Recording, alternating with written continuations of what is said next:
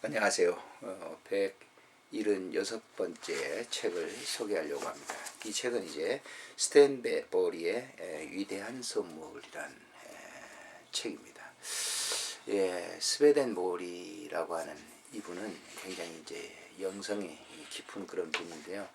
우리나라도 협회가 있습니다. 이 책을 제가 소개하면서 좀 조심스러운 것은 너무 그런 자칫 잘못하게 되면 이제 영지주의에 빠지게 되는 것이고 그런 염려는 좀 있죠. 그렇지만은 이제 영적인 신앙생활은 좀 깊이 있게 해보려고 하면 이 책에 많은 도움이 되고 또 이건 다종교적인 그런 이제 의식이 좀 있어요. 종교가 뭐 기독교적인 그런 개념으로 책을 썼지만은 그러나 일반 다종교에서도 이제 이 뭐 천국에 대한 그런 이 하늘나라에 대한 것이 이제 갈 수 있다라고 하는 그런 이제 개념을 두고 썼기 때문에 좀 위험스러운 책이긴 하지만은 그러나 우리가 영적으로 우리가 깊이 있게 성숙하려고 하면 이 책도 아마 도움이 되리라 생각이 됩니다. 우선 그 저자 스웨덴 보리는 스웨덴 수도 스톡홀름에서 출생했고 옴살라 대학에서 언어학, 수학, 광물학, 천문학, 생리학, 신학을 수학했습니다. 이는 이제 목사님의 아들이었습니다.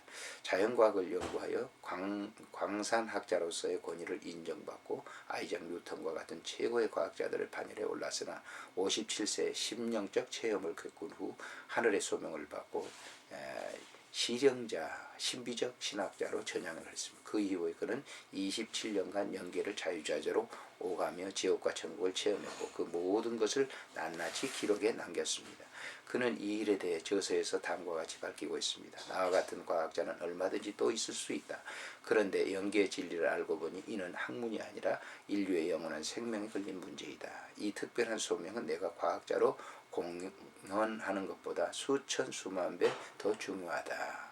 1780년 최초로 스웨덴보리 학회가 생겼고 1980년 말 런던의 다양한 새 예루살렘 교회 조직의 기원이라고 할 수 있는 최초의 독립회중이 생겼다. 그의 영향 그 직계 제자들에게만 한정되지 않았으며 오노레드 발자크, 샤돌 부돌레르, 렐프 알도, 에머슨, 올리엄 버틀러, H 등 수많은 작가들에게 영감을 제공했다. 그의 저서들은 여러 말로 번역되었고 지금도 베스트셀러 자리매김을 하고 저서로서는 천국의 놀라운 세계와 지옥에 대하여 자연 사물의 원리, 영혼 세계 질서 등이 있습니다.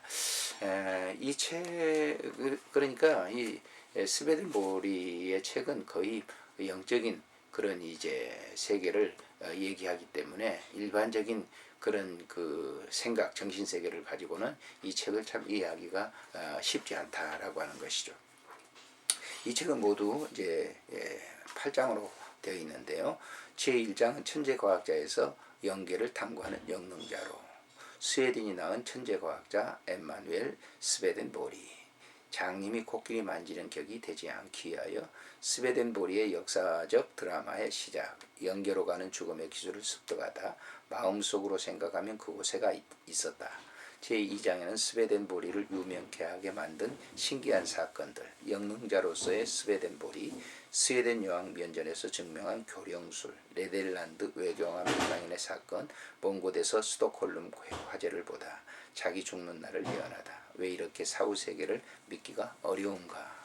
제3장에서는 스웨덴보리가 말하는 영생 천국에서 나이를 먹는다는 것 천국에서 천국 부부를 만나다 애벌레가 허물을 벗고 나비가 되듯이라고 하는 그러니까 이 천국의 생활을 이렇게 늘 왔다 갔다 연계를 왔다 갔다 하는 그런 삶이었기 때문에 이런 것들을 소개하고 있는 것이죠.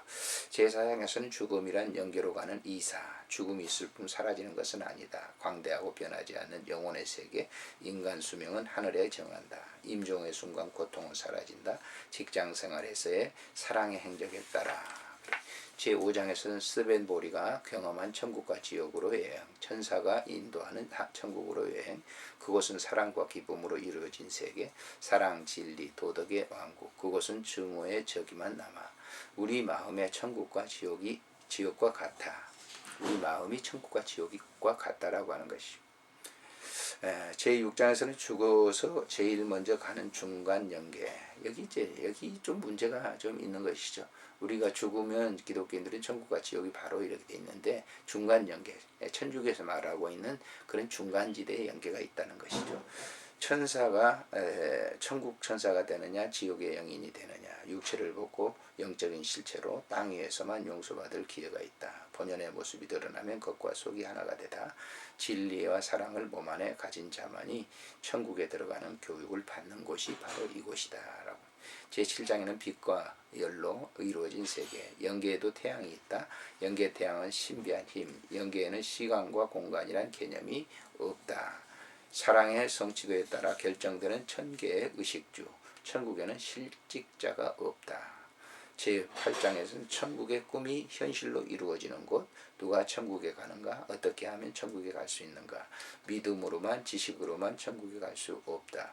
천계의 거짓과 이서는 설 자리가 없다. 천국의 사랑은 동기가 중요하다라고 하는 것으로 이제 끝을 맺고 있습니다만은, 스테븐 보리에 대해서 이제 여러 사람들이 이제 그 책을 보면서 이제 느낀 것을 얘기하면서 찬사를 보내고 있는데, 뭐 우리가 대표적으로 헬렌 켈러 같은 사람은 이렇게 얘기했습니다. 나는 하나님으로부터 버린 것 같은 절망에 빠져 있었습니다. 나는 왜 이렇게 꿈도 희망도 없는 절망적인 상태 장애인으로 살아야 하는지를 몰랐습니다. 때론 하나님을 저주하고 싶었습니다. 그러던 중 스베덴 보리의 영계 탐험기를 잊고 나는 더 이상 외롭지도 슬프지도 않았습니다. 나는 스베덴 보리를 알고 나서 영원히 죽지 않고 사는 천국이 있었음을 알았기 때문입니다. 그리고 내가 천국에 가면 나는 더 이상 장애인이 아닌 것을 알았습니다. 그뿐 아니라 내가 다시 젊음으로 돌아가 영원히 살 수 있다는 것도 알았습니다. 나는 그의 저서를 읽은 후 죽는 것이 두렵지 않게 됐습니다. 라고 얘도 여러 사람들을 소개하고 있습니다. 아무튼 이 책을 서평을 하면서 말씀드리지만은, 우리가 이제 다종교적인 그런 의미가 이제 들어있고요. 물론 기독교적인 그런 어떤 색채가 것입니다. 그렇지만 이런 것들이 이제 돼 있고, 또 자기의 그 어떤 믿음을 굉장히 강조하죠. 자기의 영적인 세계를 굉장히 강조하기 때문에 자칫하면 성경에서 말하는 천국과 이게 이렇게 잘못될 수가 있는 그런 경우입니다. 우리가 영적인 깊은 생활을 하기 위해서는